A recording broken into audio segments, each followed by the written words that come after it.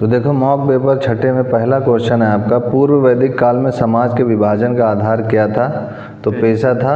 पूर्व वैदिक काल में समाज के विभाजन का मुख्य आधार पेशा कर्म था, लेकिन उत्तर वैदिक काल में समाज का विभाजन कर्म पर आधारित न होकर जन्म पर आधारित कर दिया गया था, उत्तर में वैदिक काल में, ठीक है ना।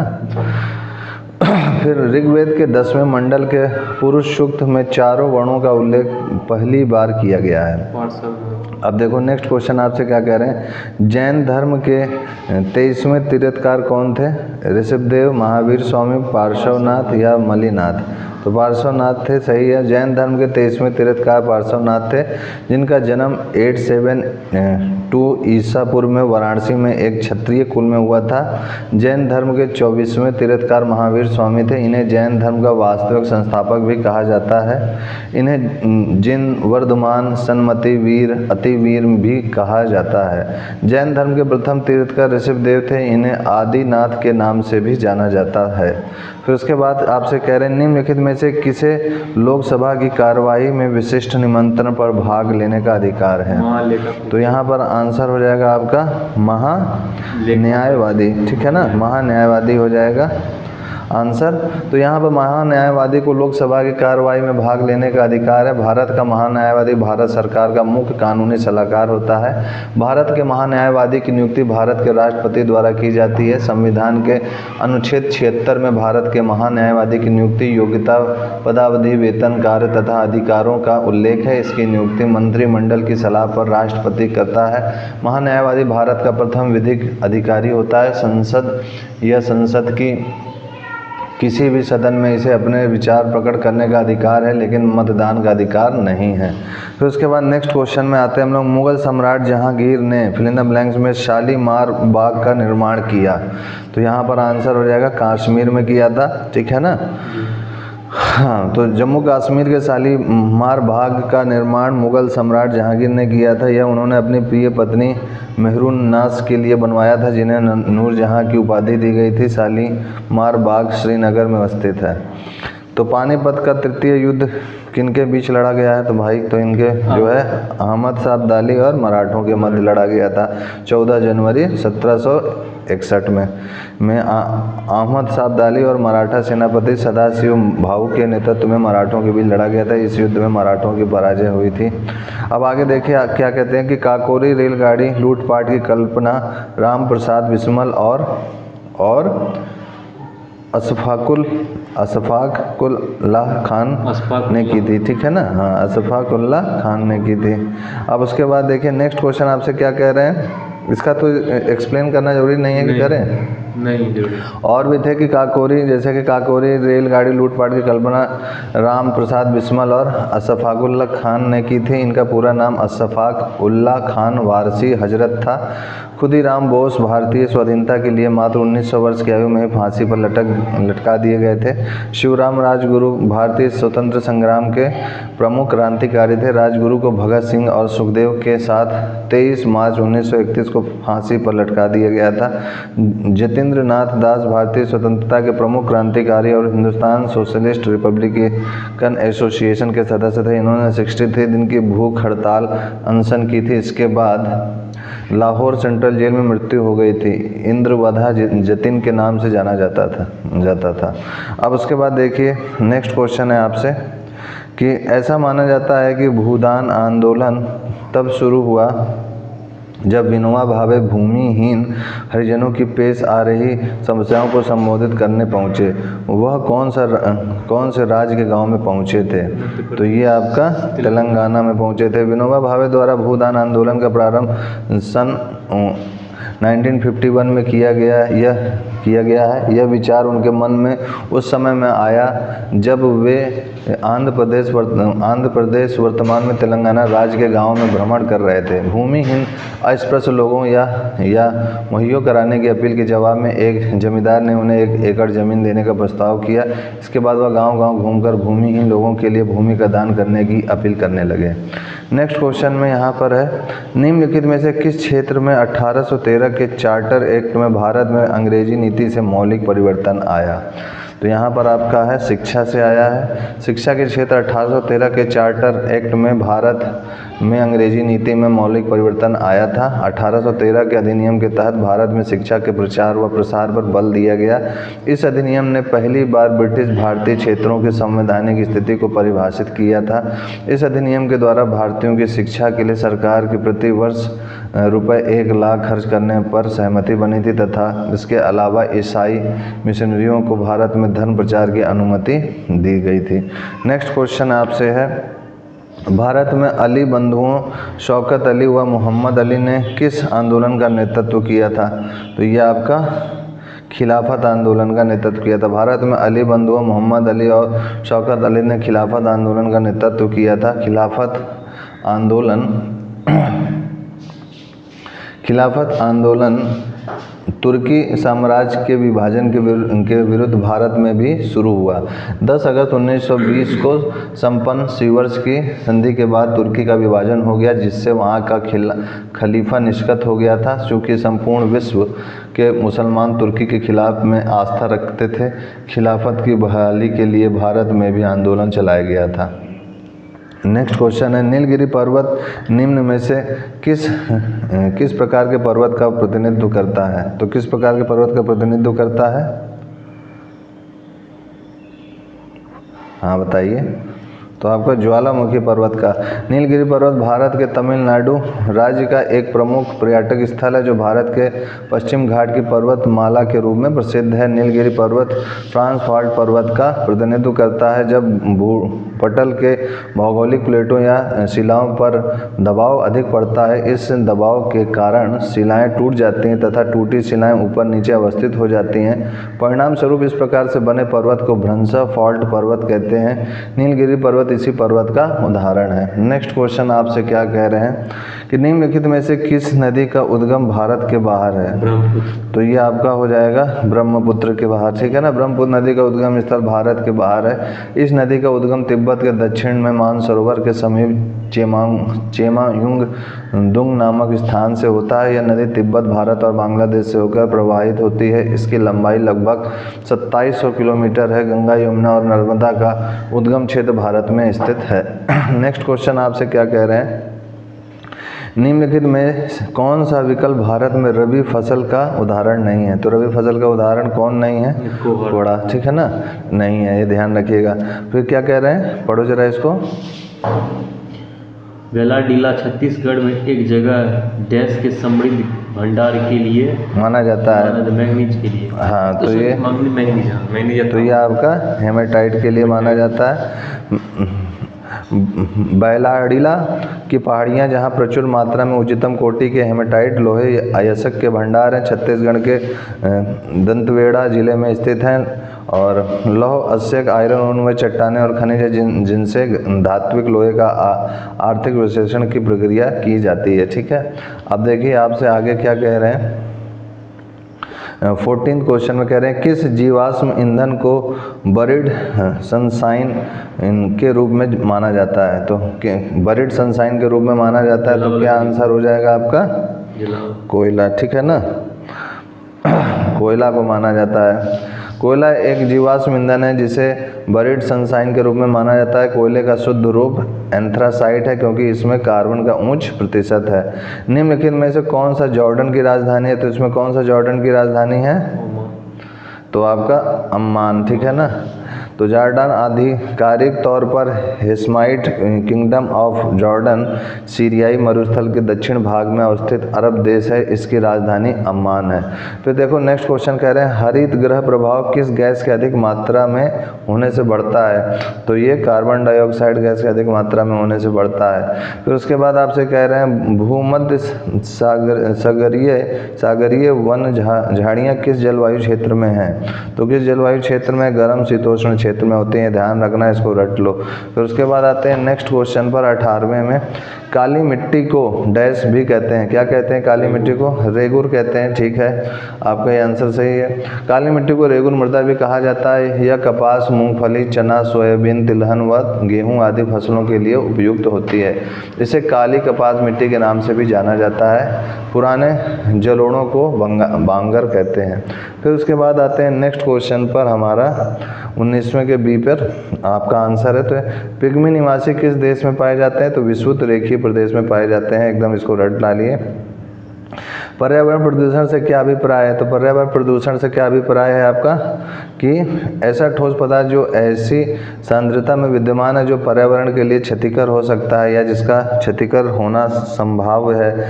ऐसे द्रव जो ऐसी, हाँ नेक्स्ट देखो, पर्यावरण प्रदूषण से क्या अभिप्राय है? ऐसा ठोस पदार्थ जो ऐसी सांद्रता में विद्यमान है जो पर्यावरण के लिए क्षतिकर हो सकता है या जिसका क्षतिकर होना संभाव्य है। ऐसे द्रव जो ऐसी सांद्रता में विद्यमान है जो पर्यावरण के लिए क्षतिकर हो सकता है या जिसका क्षतिकर होना संभाव्य है। ऐसे गैसीय पदार्थ जो ऐसी सांद्रता में विद्यमान है जो पर्यावरण के लिए क्षतिकर हो सकता है या जिसका क्षतिकर होना संभाव्य है। उपयुक्त पर्यावरण प्रदूषण है, इनमें से सारे ये सारे उपयुक्त हैं। अब देखिए नेक्स्ट आपसे क्या कह रहे हैं 21वें प्रश्न में कि कौन सी हवा वर्ष में 2 बार अपनी दिशा परिवर्तित करती है? भाई कौन सी ऐसी हवा है जो वर्ष में 2 बार अपनी दिशा परिवर्तित करती है? तो आपका ये हो जाएगा मानसून हवा, ठीक है ना। मानसून हवा जो है 2 बार, मानसून हवा वर्ष में 2 बार अपनी दिशा में परिवर्तन करती है। पछुआ हवा जिसे कहते हैं, दोनों गोलार्धों में उपेक्षण उच्च वायु दाब पेटियों से उपध्रुवी निम्न वायु दाब पेटियों की ओर चलने वाली स्थायी हवा। और व्यापारिक हवा एक होती है कि दोनों गोलार्ध में वर्ष भर प्रवाहित होने वाली हवाएं हैं। ध्रुवीय हवा ध्रुवीय उच्च वायु दाब की पेटियों से उपध्रुवीय निम्न वायु दाब की पेटियों को प्रभावित होने वाली हवाएं हैं। अब उसके बाद देखो नेक्स्ट क्वेश्चन है आपसे। अब देखो नेक्स्ट क्वेश्चन आपसे कह रहे हैं, चार्टर ने संयुक्त राष्ट्र के प्रमुख अंगों की स्थापना की। संयुक्त राष्ट्र में कितने मुख्य निकाय या समितियां हैं? तो कितने मुख्य हैं? 6 हैं। चार्टर ने संयुक्त राष्ट्र के 6 प्रमुख अंगों की स्थापना की जो इस प्रकार हैं: महासभा, सुरक्षा परिषद, आर्थिक एवं सामाजिक परिषद, अंतर्राष्ट्रीय न्यायालय, न्यास परिषद और सचिवालय। फिर आपसे नेक्स्ट क्वेश्चन में कह रहे हैं, भारतीय संविधान के अनुच्छेद 243 प के अनुसार प्रत्येक नगर पालिका अपने प्रथम अधिवेशन के लिए नियत तारीख से कितने वर्ष तक बनी रहेगी? तो नियत तारीख से कितने वर्ष तक बनी रहेगी आपकी? 5 वर्ष तक, ठीक है ना, ये सही है। अब नेक्स्ट क्वेश्चन आपसे क्या कह रहे हैं कि किस संशोधन के संसद और राज्य विधानमंडलों पर माल और सेवा कर को नियंत्रित करने वाले कानून बनाने के लिए एक साथ शक्ति प्रदान की? तो किसके लिए की गई? 122वां संशोधन विधेयक 2016, ठीक है ना, इसको रट लो एकदम। 122वां संशोधन विधेयक 2016। 122वें संशोधन विधेयक 2016 ने जीएसटी कानून का रूप दिया था तथा इसे जीएसटी वस्तुएं एवं सेवा कर अधिनियम कहा जाता है। 101वां संविधान संशोधन अधिनियम कहा जाता है। अब उसके बाद देखिए नेक्स्ट क्वेश्चन आपसे क्या कह रहे हैं 25वें में।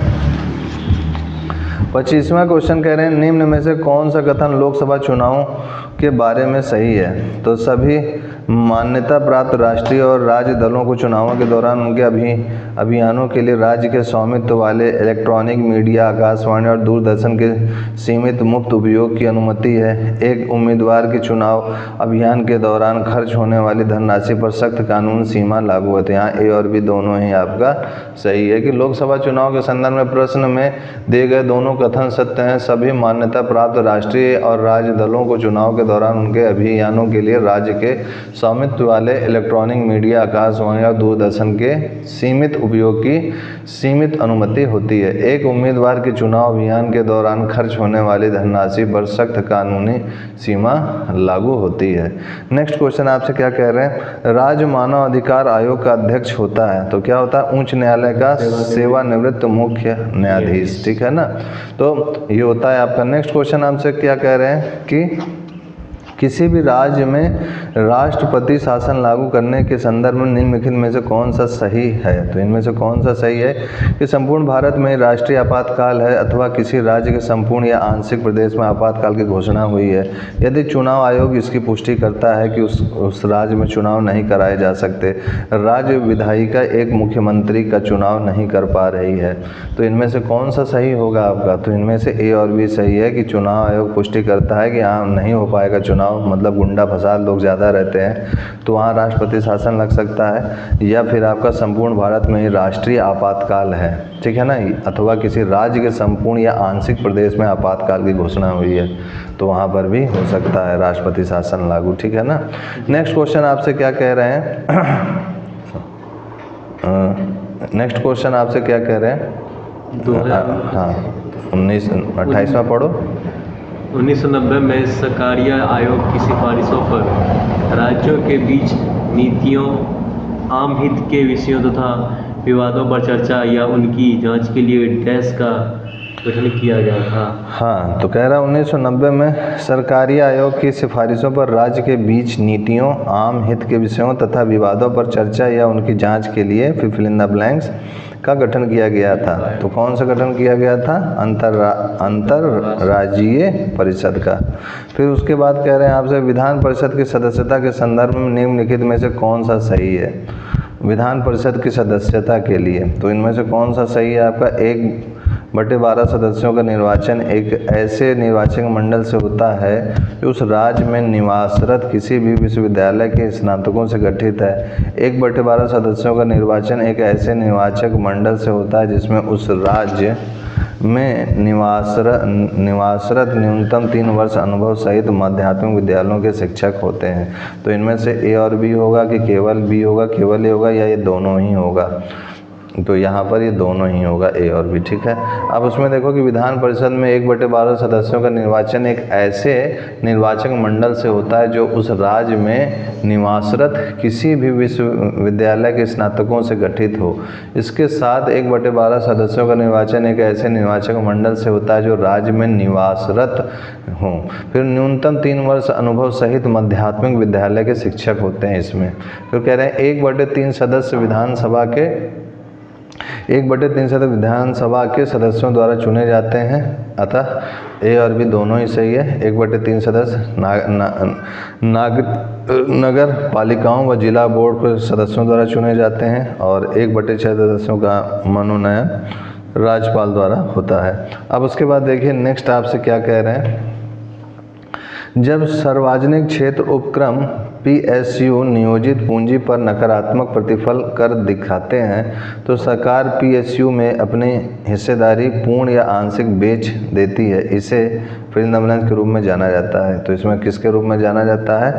विनिवेश के रूप में जाना जाता है। सार्वजनिक क्षेत्र के निगमों में सरकार द्वारा शेयरों की बिक्री को विनिवेश कहा जाता है। इसे उत्पादन व्यवसाय से बाहर निकलने के लिए सार्वजनिक क्षेत्र के उद्यमों में अपनी हिस्सेदारी बेचने या समाप्त करने के सरकार के कदम के रूप में वर्णित किया जाता है। फिर ये है क्या कि जब सार्वजनिक क्षेत्र उपक्रम PSU नियोजित पूंजी पर नकारात्मक प्रतिफल दर दिखाते हैं तो सरकार PSU में अपनी हिस्सेदारी पूर्ण या आंशिक बेच देती है।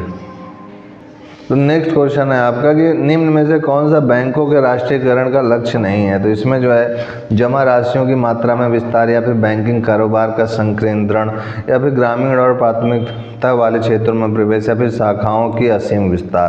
तो यहाँ पर आपका जो आंसर होगा बी हो जाएगा कि बैंकिंग कारोबार का संकेंद्रण। फिर उसके बाद कह रहे हैं बॉन्ड की परिभाषा क्या है? तो भाई बॉन्ड की परिभाषा क्या है? एक निश्चित अवधि के दौरान भविष्य में वित्तीय लाभ के वादे से संबंधित दस्तावेज। तो आपका ये सी आंसर सही होगा। नेक्स्ट क्वेश्चन आपसे क्या कह रहे हैं इसमें कि नेक्स्ट क्वेश्चन आपसे कह रहे हैं कि निम्न में से कौन सा विदेशी निवेशकों द्वारा प्रत्यक्ष विदेशी निवेश निधि के संबंध में नीति बनाने के लिए एक स्रोत नहीं है? तो यहाँ पर आपका हो जाएगा भारतीय संस्था के शेयरों का विदेशी संस्था के शेयरों से बदलना। फिर आपसे कह रहे हैं नेक्स्ट प्रश्न में कि GST में निम्नलिखित में से किस कर राज कर को शामिल किया गया था? तो किस कर राज कर को शामिल किया गया था? चुंगी को शामिल किया गया था।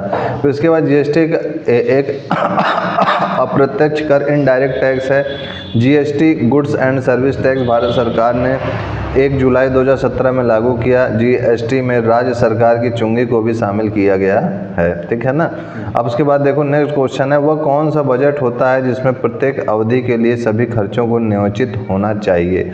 तो ये आपका शून्य आधारित बजट होता है। शून्य आधारित बजट में गत वर्षों के वह संबंधित आंकड़ों को कोई महत्व नहीं दिया जाता। शून्य आधारित बजट का मतलब है कि वित्तीय वर्ष के सूर्यास्त से पहले हर विभाग को शून्य आधारित बजट प्रस्तुत करना होगा। इसमें प्रत्येक विभाग की गतिविधियों का विवरण होता है। अमेरिका में इसको राष्ट्रपति जिमी कार्टर द्वारा 1978 में लागू किया गया। शून्य आधारित बजट के तहत वर्तमान वर्ष के बजट के निर्माण में शून्य को आधार माना जाता है। शून्य आधारित वार्षिक बजट में प्रत्येक वर्ष को नए वर्ष के रूप में माना जाता है। नेक्स्ट क्वेश्चन आपसे क्या कह रहे हैं, देखो कह रहे हैं भारत में स्वतंत्रता के बाद से कितनी बार नोटबंदी हुई है? कितनी बार नोटबंदी हुई है? 2 बार हुई है। निम्नलिखित में से भारतीय अर्थव्यवस्था में सब्सिडी या आर्थिक सहायता का वर्णन करने के लिए कौन सा विकल्प सही है? तो कौन सा विकल्प इनमें से सही है? आपका बी वाला सही। देश की सरकार में एक उद्यम या एक उद्योग के लिए धन का हस्तांतरण। फिर उसके बाद आते हैं हम लोग नेक्स्ट क्वेश्चन पे, प्यूनिक युद्ध फिल इन द ब्लैंक्स के मध्य लड़े गए। तो किसके मध्य लड़े गए हैं? प्यूनिक युद्ध आपका रोम और कार्थेज के बीच लड़े गए थे। फिर उसके बाद देखिए इंग्लैंड में किस वर्ष में ग्लोरियस रिवॉल्यूशन हुई? मतलब गौरवशाली क्रांति किस वर्ष हुई है? तो इसके विषय में आप क्या कुछ कहेंगे? तो ये आपका 1688 के विषय में हुई है। 1688 में इंग्लैंड में गौरवशाली क्रांति एक धार्मिक राजनीतिक क्रांति थी। इसको रक्तहीन क्रांति के नाम से जाना जाता है क्योंकि यह शांतिपूर्वक संपन्न हुई थी। इस कारण इसे ग्लोरियस रिवॉल्यूशन कहा जाता है। नेक्स्ट क्वेश्चन में कह रहे हैं फ्रांस में पेरिस कम्यून की स्थापना कब हुई? तो फ्रांस में पेरिस कम्यून की स्थापना कब हुई थी? आपकी 1871 में हुई थी। नेक्स्ट क्वेश्चन आपसे क्या कह रहे हैं, दाब के बढ़ाने पर किसी पदार्थ का क्वथनांक है? तो दाब के बढ़ाने पर क्या होगा आपका? एकदम इजी है, किस पदार्थ का क्वथनांक मतलब बढ़ता है, ठीक है ना। दाब के बढ़ाने पर किसी पदार्थ का क्वथनांक बढ़ता है। दबाव जितना अधिक होगा तरल पदार्थ को उबालने के लिए उतनी ही अधिक ऊर्जा की आवश्यकता होगी और क्वथनांक भी उतना ही अधिक होगा। अब उसके बाद नेक्स्ट क्वेश्चन आपसे कह रहे हैं एक अधिक ऊंचाई पर उड़ने वाले हवाई जहाज के अंदर, तो क्या होगा? हवाई जहाज के अंदर वायु पंप के उपयोग से सामान्य वायुमंडलीय दबाव बनाए रखा जाता है, ठीक है। नेक्स्ट क्वेश्चन में आपसे क्या कह रहे हैं, निम्नलिखित में से किस दोष में घनत्व कम हो जाता है? तो किस दोष में घनत्व कम हो जाता है? रिक्तिका दोष के और शाटकी दोष में, ठीक है ना। अब नेक्स्ट क्वेश्चन है आपसे 43 के बाद 44 क्वेश्चन में देखिए क्या कह रहे हैं, पानी की एक बूंद जिसका आयतन 0.009 मिलीलीटर है तो कमरे के ताप पर जल के अणुओं की संख्या क्या होगी? तो कमरे के ताप में जल के अणुओं की संख्या क्या हो जाएगी आपकी? इसमें जो है रफ कॉपी दो, इसको बताना पड़ेगा, इसको निकालना पड़ेगा।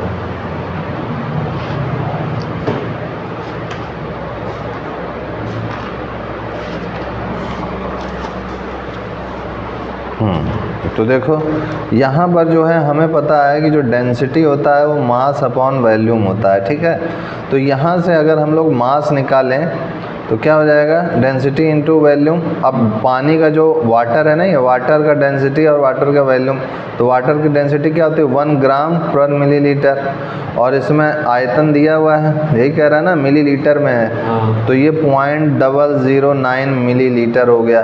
तो इस मिलीलीटर को अगर मैं ग्राम भी कह सकता हूँ, 0.00 ग्राम में अगर इसको ग्राम की बात करें, तो हमें पता है कि मॉलिक्यूलर वेट, मतलब मॉलिक्यूलर वेट का मतलब क्या हो? मोलर द्रव्यमान कितना होता है H2O का?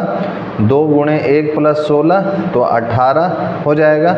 तो अब जो है अगर 0.009 का जो है अगर निकालें तो कितना हो जाएगा हमारा? इसको 18 से डिवाइड कर देंगे तो आ जाएगा 0.0005।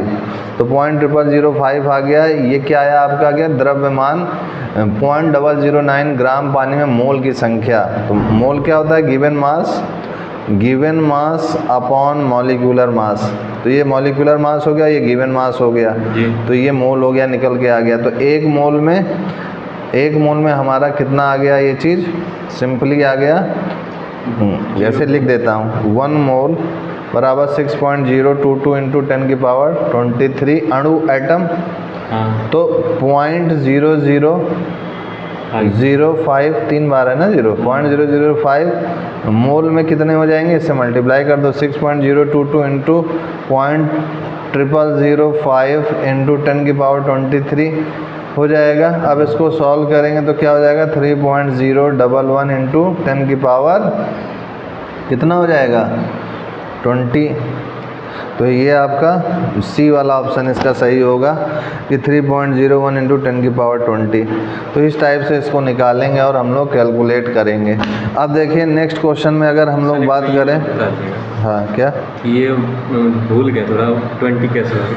इसको जब कैलकुलेट करोगे यहाँ से डेसिमल हटाओगे 6022 तो ये 1000 नीचे आ जाएगा। फिर इसको करोगे तो ये 1 2 3 4 0 आ जाएगा और ये हो जाएगा आपका 5 और ये 1023 है। फिर उसके बाद इन दोनों को गुणा करोगे तो कितना आएगा, गुणा करने में 5 2 10 5 2 10 1 11, ठीक है। फिर 5 6 30 ये आ गया, इतना बड़ा आ गया। फिर 1023 है, अभी ये 1 2 3 4 है, तो 4 इसमें माइनस करो कितना हो गया 19 हो गया बटे 1000 है। तो अब यहाँ पर ऐसा इस 3 को माइनस करो, 3 करोगे तो 20 हो जाएगा। ये 4 है, इस 4 नंबर के आगे डेसिमल लगा दो 1 2 3 4, ठीक है। तो ये इस टाइप से ये हो गया 10 की पावर 20 हो गया। समझ पाए बात को। अब उसके बाद देखो नेक्स्ट क्वेश्चन है आपका, ऊनी कपड़े सूती वस्त्रों की अपेक्षा गर्म होते हैं क्यों गर्म होते हैं भाई, क्योंकि सूती वस्त्रों से भारी होता है। एकदम सही है। ऊनी कपड़े सूती कपड़ों की तुलना में अधिक गर्म होते हैं, ताप के बुरे कुचालक होते हैं क्योंकि उसमें उपस्थित छिद्रों में वायु के कण भर जाने के कारण ऊष्मा के संरक्षण को रोधित कर देते हैं। फिर नेक्स्ट क्वेश्चन आपसे क्या कह रहे हैं कि यदि विलयन तापमान T1 और विलायक तापमान T2 पर उबलता है तब क्वथनांक में उन्नयन दिया जाता है। हाँ, क्वथनांक में उन्नयन दिया जाता है। अब देखिए इसमें जो है आपका क्या हो जाएगा आंसर 46 का T2 माइनस T1 ये हो जाएगा। नेक्स्ट क्वेश्चन आपसे क्या कह रहा है, वह युक्ति जो रासायनिक ऊर्जा को विद्युत ऊर्जा में परिवर्तित करती है क्या कहलाती है, तो सबको पता है विद्युत मोटर। हाँ क्या कहलाती है, वेरी गुड, प्राथमिक सेल, ठीक है। ये चीज़ समझ में आ रहा है ना। अच्छा इसका आंसर किरचॉफ का धारा नियम, फिर फिल इन द ब्लैंक्स संरक्षण पर आधारित है, जबकि किरचॉफ का वोल्टेज नियम फिल इन द ब्लैंक्स संरक्षण पर आधारित है। इसका आंसर क्या आपको पता है, तो इसका आंसर आवेश ऊर्जा, ठीक है ना, आवेश पर और यहाँ पर ऊर्जा, ठीक है ना, यहाँ कॉमन लगेगा। फिर उसके बाद देखिए नेक्स्ट क्वेश्चन में आपके 48 हो गया है, हम लोग का 49 में है कि 50 लीटर के एक मिश्रण जिसमें पानी के साथ 20% अल्कोहल है, 10 लीटर पानी मिलाया जाता है तब अल्कोहल की सांद्रता कितनी है। तो 10 लीटर मिलाएंगे तो कितनी सांद्रता हो जाएगा, 16/3% हो जाएगी, ठीक है ना। ये हो गया आपका आंसर। नीचे दी गई अभिक्रिया को पूरा करें, नीचे दी गई अभिक्रिया को पूरा करें तो क्या हो जाएगा आपका 3H2O हो जाएगा यहाँ पर। ये हो गया आपका मतलब इसको लिखेंगे कैसे आप, तो इसको लिखने के लिए Al2O3 plus 6HCl gives AlCl3, ये तीर है ऐसे मिल रहा है जी, twice AlCl3 plus thrice H2O यहाँ लिख दो, ठीक है ना जी। ये हो गया। अब उसके बाद देखिए नेक्स्ट, ग्लूकोज का एक अणु एंजाइम उत्प्रेरित श्रृंखलाओं की अभिक्रियाओं द्वारा पाइरुविक अम्ल के 2 अणुओं में टूट जाता है। इस प्रक्रिया को क्या कहते हैं हम लोग, इस प्रक्रिया को हम लोग ग्लाइकोलिसिस कहते हैं, ठीक है। नेक्स्ट क्वेश्चन आपसे क्या करें, जब किसी उदासीन धातु के गोले को धनात्मक रूप से आवेशित कांच की छड़ के संपर्क से आवेशित किया जाए तो यह गोला क्या कहलाता है, आपका प्रोटॉन प्राप्त करेगा। डी आपका हो जाएगा। जब किसी उदासीन धातु के गोले को धनात्मक रूप से आवेशित कांच की छड़ के संपर्क में लाया जाता है तो यह गोला इलेक्ट्रॉन गंवाएंगे, यदि ऋणात्मक से गुजारा जाएगा तो गोला इलेक्ट्रॉन ग्रहण करेगा। नेक्स्ट क्वेश्चन आपसे क्या कह रहे हैं, आपसे कि पीतल किसकी मिश्र धातु है, तो पीपल जो है किसकी मिश्र धातु है आपकी, तांबा व जस्ता की। फिर आपसे कह रहे हैं कार्बोलिक अम्ल है, तो कार्बोलिक किसकी अम्ल है आपकी, C6H5OH की अम्ल है। फिर उसके बाद आपसे नेक्स्ट क्वेश्चन में क्या कह रहे हैं कि निम्न प्रदूषकों में कौन हाँ। जैव विविधता है। हाँ, निम्न प्रदूषकों में कौन जैव विघटित है। विघटित, हाँ, तो इसमें आपका हो जाएगा वाहित मल, ठीक है ना, वाहित मल हो जाएगा। फिर उसके बाद आपका होगा सॉफ्ट ड्रिंक्स में प्रेशर के साथ निम्नलिखित में से कौन सी गैस विद्यमान होती है, तो सभी को पता है कार्बन डाइऑक्साइड। फिर आपसे कह रहे हैं NISAR इसरो तथा फिल इन द ब्लैंक्स का संयुक्त प्रोजेक्ट है, तो ये किसका संयुक्त प्रोजेक्ट है आपका, NASA का प्रोजेक्ट है, ध्यान रखना, ठीक है ना।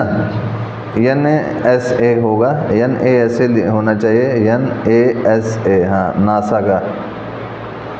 ये हो गया हमारा। नेक्स्ट है आपका 59 सजीवों के वर्गीकरण का पदानुक्रम क्या है, तो सजीवों के वर्गीकरण का पदानुक्रम संघ, गण, वर्ग, कुल, वंश, जाति ऐसे होता है।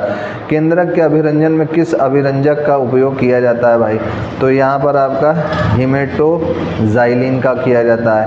नेक्स्ट क्वेश्चन में आपसे क्या कह रहे हैं, स्कर्वी रोग किस विटामिन की कमी के कारण होता है, तो किस विटामिन की कमी के कारण होता है, विटामिन C की कमी के कारण होता है, जिसमें से बाल का झड़ना, नाखून कमज़ोर होना, दांतों में ढीलापन होना, ये सब होते हैं। तो उसके बाद देखिए 61 में कह रहे हैं रोग संक्रमित मच्छर के काटने से नहीं होता है, तो मच्छर काटने से कौन सा नहीं होता, रिपीटेड क्वेश्चन है। इब्लो हेमोरेजिक बुखार नहीं होता है। फिर उसके बाद 62 में कह रहे हैं बैक्टीरिया की खोज सबसे पहले किसने की थी, तो बैक्टीरिया की खोज सबसे पहले किसने की थी, A.V. ल्यूवेनहॉक ने की थी, ध्यान रखिएगा। नेक्स्ट क्वेश्चन क्या कह रहा है, टमाटर का लाल रंग होता है, तो टमाटर का लाल रंग क्यों होता है, ये तो सबको पता है, ये रिपीटेड क्वेश्चन है, बता दीजिए जरा इसका आंसर। तो इसका आंसर हो जाएगा लाइकोपीन के कारण। फिर कह रहे हैं जापानी एन्सीफेलाइटिस किसके माध्यम से फैलती है, जापानी एन्सीफेलाइटिस किसके माध्यम से भाई फैलती है, तो ये आपका हो जाएगा मच्छरों के काटने से। फिर आपको नेक्स्ट क्वेश्चन में क्या कह रहे हैं, हेपेटाइटिस बी विषाणु का उद्भवन काल होता है, तो किसका उद्भवन काल होता है आपका 30 से 180 दिन तक का काल होता है। फिर उसके बाद आते हैं हम लोग नेक्स्ट क्वेश्चन की ओर। तो आपका नेक्स्ट प्रसिद्ध पुस्तक द कैलकटा क्रोमोसोम निम्नलिखित में से किस लेखक द्वारा लिखी गई है, तो ये किस लेखक द्वारा लिखी गई है भाई, तो ये अमिताभ घोष के द्वारा लिखी गई है। नेक्स्ट क्वेश्चन है आपका अंटार्कटिका जाने वाले प्रथम भारतीय दल के प्रभारी थे, तो कौन थे प्रभारी थे, डॉक्टर S.J. कासिम थे। फिर उसके बाद आपसे नेक्स्ट क्वेश्चन है भारत में पहले कवि के रूप में किसे श्रद्धेय माना जाता है, तो किसे श्रद्धेय माना जाता है, वाल्मीकि को माना जाता है। नेक्स्ट क्वेश्चन आपसे कह रहे हैं बिहार में 1857 की क्रांति का नेतृत्व किसने किया था, तो किसने किया था, कुंवर सिंह ने किया था। फिर नेक्स्ट क्वेश्चन पे आते हैं हम लोग। आपसे कह रहे हैं बिहार के इस तरफ के राज्य में सर्वाधिक जनसंख्या है, तो किस तरफ के, उत्तर में। फिर नेक्स्ट क्वेश्चन आपसे क्या कह रहे हैं 1000 से कम कितनी प्राकृतिक संख्याएं 5 या 7 से विभाज्य हैं लेकिन 35 से नहीं है। 1000 से कम कितनी प्राकृतिक संख्याएं हैं जो 5 और 7 से विभाज्य हैं लेकिन 35 से नहीं है, तो देखो इसको कैसे निकालोगे आप। 5 से विभाज्य होने वाली संख्या कितनी होगी,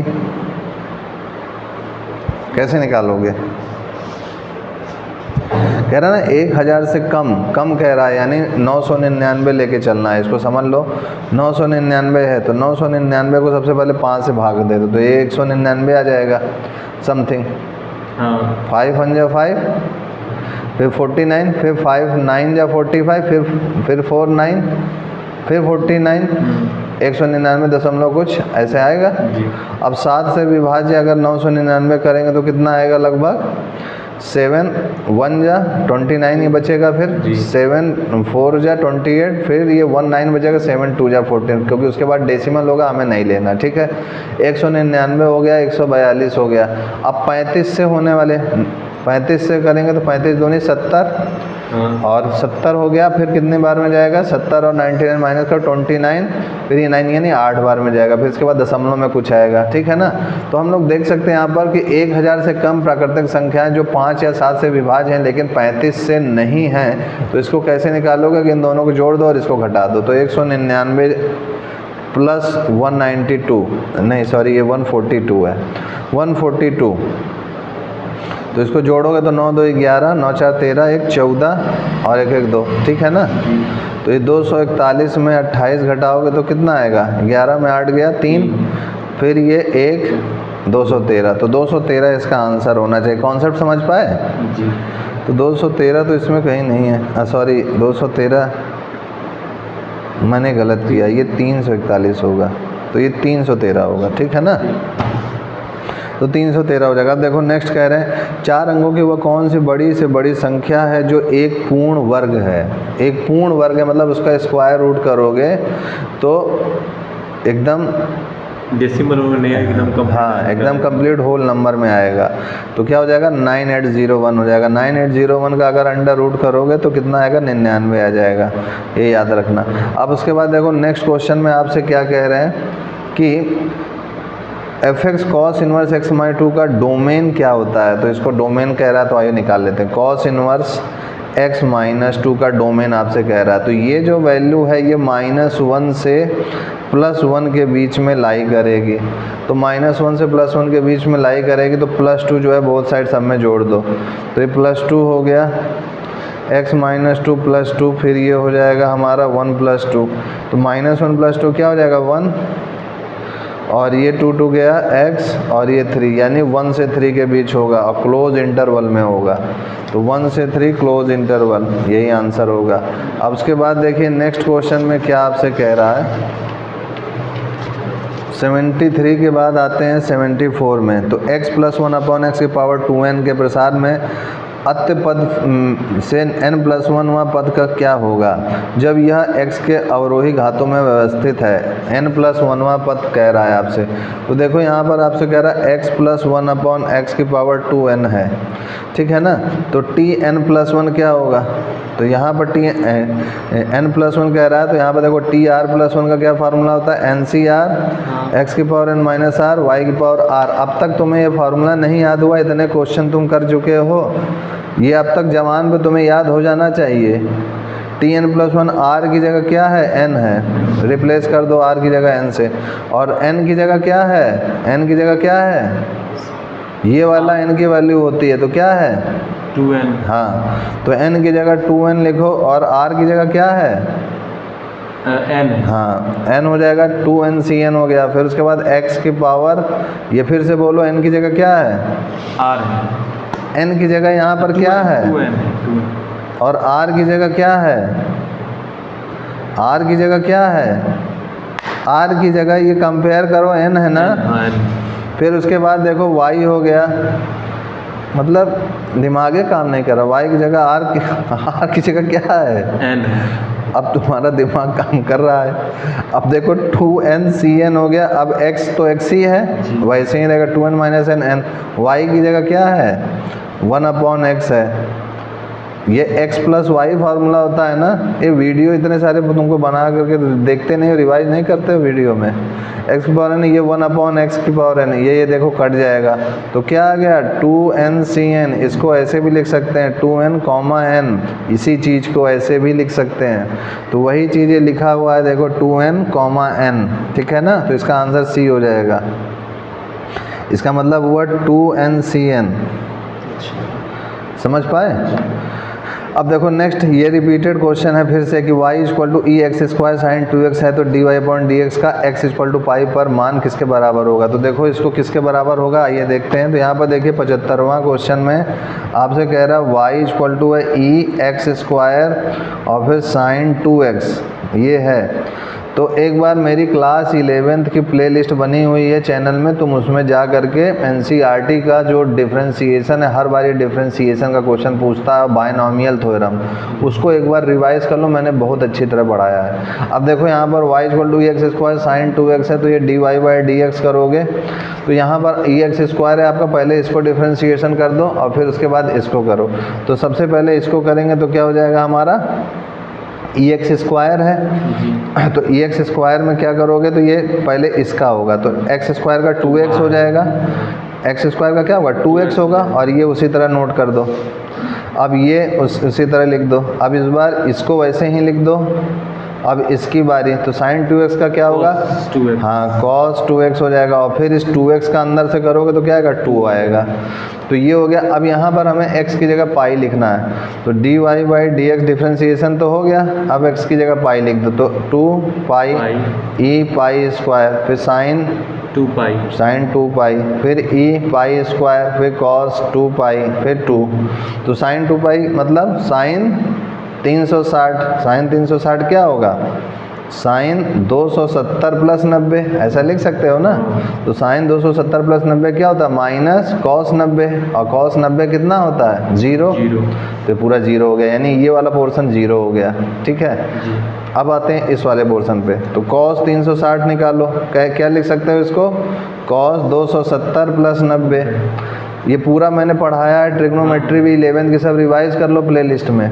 अब उसके बाद देखो cos 270 प्लस थीटा साइन हो जाएगा, और चूंकि cos फोर्थ क्वाड्रेंट में प्लस होता है तो ये प्लस हो जाएगा 90। साइन 90 क्या होता है? 1। तो ये हो जाएगा cos 2 पाई की वैल्यू 1। तो ये हो जाएगा आंसर आपका 2 इंटू ई पाई स्क्वायर इंटू 1, यानी 2e पाई स्क्वायर। तो 2e पाई स्क्वायर कहीं आ रहा है? तो जी हाँ आ रहा है, सी ऑप्शन आ रहा है, सही है आपका। ठीक है ना। अब देखो नेक्स्ट क्वेश्चन में कह रहा है निम्नलिखित डाटा 20.6 का मध्य है, पी का मूल्य क्या होगा? तो निम्नलिखित डाटा जो है मध्य है, ये कह रहा है। अच्छा ये बच रहा है, चलो इसको कर लेते हैं। 3 क्रमागत विषम संख्याओं का औसत x प्लस 1 है। यदि पहली एवं तीसरी संख्या का गुणनफल 165 हो तो दूसरी संख्या क्या होगी? तो देखो क्रमांकन एक के बाद एक ऐसे दिए गए हैं, तो यहाँ पर 3 क्रमागत विषम संख्याओं का औसत x प्लस 1 है। तो मान लेते हैं हम अपनी तरफ से अगर कि 3 क्रमागत संख्या x माइनस 1, फिर x आएगा, फिर x प्लस 1, फिर x प्लस 2 आएगा, फिर x प्लस 3। ठीक है ना। तो ये हमने मान लिया। तो इनमें से कह रहे हैं पहली और अंतिम का जो गुणनफल है ये आपको कह रहा है 165 है। तो इसको सॉल्व करके x निकाल लो, तो उसके बाद x की वैल्यू यहाँ पुटअप कर दो, तो ये आंसर आ जाएगा। तो इसको सॉल्व करोगे तो ये क्या हो जाएगा हमारा? x स्क्वायर माइनस एक्स, फिर 3 का करेंगे 3x माइनस 3 165। ठीक है, फिर ये x स्क्वायर 3x और माइनस x प्लस 2x, और ये इधर आएगा तो 168। अब इसको करेंगे तो ये कितनी बार में जाएगा हमारा? इसको लिख सकते हैं 14 ऐसे, x square 14x minus 12x लिख सकते हैं ना इसको। और ये हो गया, तो यहाँ से इनको एक साथ ले लो, इनको एक साथ ले लो। तो x कॉमन लिया तो x प्लस 14 हो गया, यहाँ से कॉमन लिया 12, तो ये हो गया x प्लस 14। ठीक है, 12 1 जा 12, 12 4 जा 48। तो ये हो जाएगा x माइनस 12 और x प्लस 14। x हो गया आपका 12 और माइनस 14। तो 12 और माइनस 14 हो गया, तो यहाँ से x की वैल्यू 12 हो गई, तो x प्लस 1 की वैल्यू क्या हो जाएगी? 12 प्लस 1 तो क्या हो गए? 13 हो गई। तो ये 13 आपका इसका आंसर होना चाहिए। तो हाँ 13 इसका आंसर हो गया। अब देखिए नेक्स्ट क्वेश्चन आपसे क्या कह रहे हैं? निम्नलिखित डाटा 20.6 का मध्य है, तो बताइए इसका क्या होगा? तो ये इसको ऐसे लिखेंगे, देखो सबसे पहले ऐसे चार्ट बनाएंगे, xi लिखेंगे, fi लिखेंगे, फिर xi fi। ठीक है, अब वहाँ डाटा में देखो क्वेश्चन में दिया हुआ है 10, 15, 20, 25 और 35। ठीक है जी, ये एक डंडा खींच देते हैं। फिर उसके बाद 3 दिया हुआ है, 10 दिया हुआ है, फिर p दिया हुआ है, फिर 7 दिया हुआ है और 5 दिया हुआ है। इनको ऐसे मल्टीप्लाई करके लिख देते 30, 150, 20p। फिर इसके बाद इसको करोगे मल्टीप्लाई तो कितना आएगा? मल्टीप्लाई करो 25 को 7 से, तेजी, हाँ वेरी गुड, 25 25 175 हो जाएगा। फिर 35 गुणे 5 करो तो 175। फिर इनको क्या करो, इसका समांतर मध्य का फार्मूला होता है, यहाँ लिखेंगे समांतर माध्य का फार्मूला क्या होता है? Sigma fi xi upon summation fi, मतलब मीन की बात कर रहा है। तो ये हो जाएगा आपका सिग्मा fi xi, यानी इन सब का जोड़। तो 30 प्लस 150 प्लस 20p प्लस 175 फिर प्लस 175 बटे इन सब का जोड़। तो 3 plus 10 plus p plus 7 plus 5, ये किसके बराबर क्वेश्चन में दिया हुआ? 20.6 के बराबर। अब इनको जोड़ोगे तो हो जाएगा 530 प्लस 20p बटे इनको जोड़ोगे तो 25 प्लस p हो जाएगा, जो कि 20.6 के बराबर। अब इसको इससे मल्टीप्लाई करो 530.20p बराबर 20.6 का 25 से गुणा करोगे तो कितना हो जाएगा 515। फिर इससे करोगे तो क्या हो जाएगा 20.6p हो जाएगा। फिर इनको सॉल्व करोगे तो ये 20.6p माइनस 20p तो कितना हो जाएगा 0.6p। और इसको करोगे 515 माइनस 530 माइनस 515 करोगे तो 15 तो p आ जाएगा 15/0.6। तो ये पॉइंट रहा है 0 लगा दिया तो इसको किया सॉल्व तो 25 आ गया, यानी p की वैल्यू 25 आएगी, यही आंसर होगा।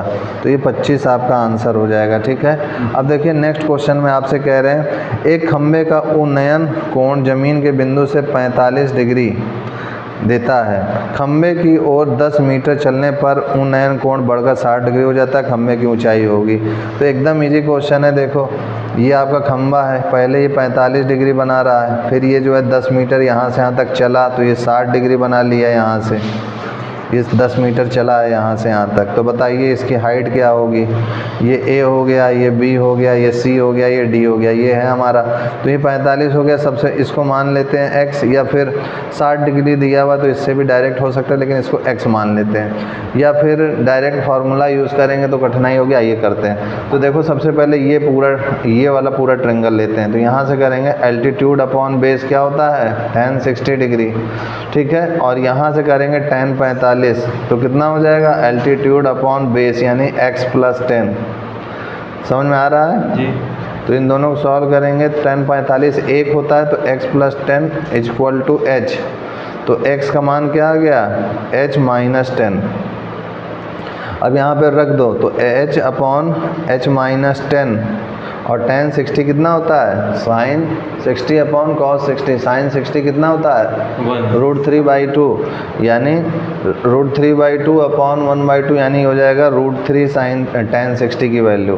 तो h हो जाएगा √3h माइनस 10√3। सब याद करो, 1 पन मत बोलो, साइन के मान पूरे याद करो।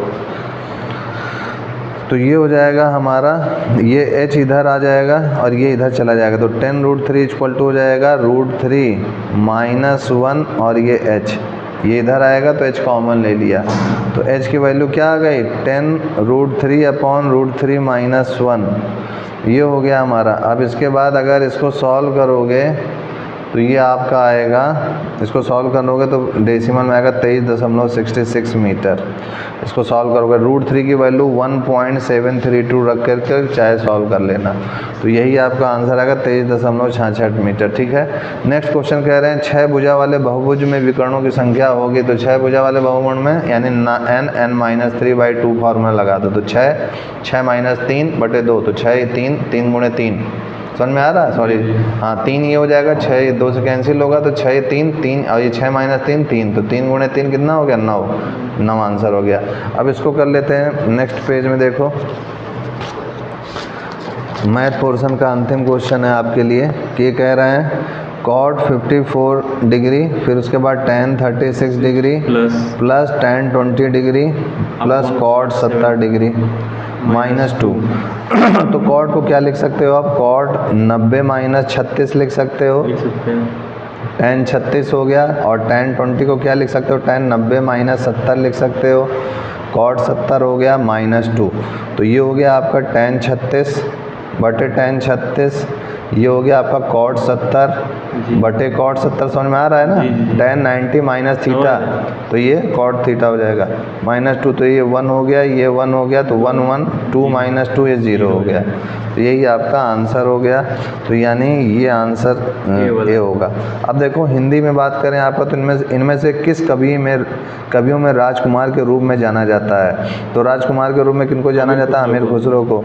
फिर कीर्ति लता किस भाषा की रचना है, तो कीर्ति लता आपकी अपभ्रंश भाषा की रचना है। फिर कह रहे हैं मेरे समय के शब्द किस विद्या की रचना है, तो ये आपका हो जाएगा आलोचना की।